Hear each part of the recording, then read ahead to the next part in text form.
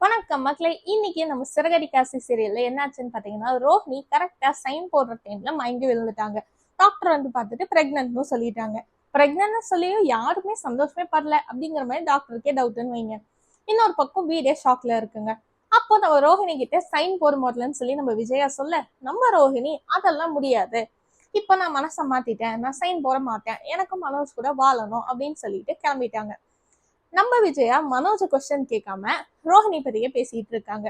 உடனே நம்ம முத்து மனோஜை கூப்பிட்டு விஷயத்த கேட்கறான். ஆனா மனோஜ் எதுவுமே சொல்லாம அமைதியாவே இருக்கான். இதை பார்த்த அண்ணாமலை என்னதாண்டா ஆச்சு அப்படின்னு சொல்லி கேட்க, நம்ம முத்து அவன் தான் அமைதியா இருக்கிறதுலே தெரியுது இல்ல, அவன் தான் அதுக்கு காரணங்கிற மாதிரி சொல்றான். அதுக்கப்புறம் நம்ம விஜயா மனோஜை கூப்பிட்டு கேட்க, அங்க நம்ம மனோஜ என்னால எதுவுமே இல்லைங்கிற மாதிரி சொல்லிட்டான். அவன் இங்க போய் தான் சொல்லியிருக்கான்னு அவனுக்கே தெரியுதுங்க.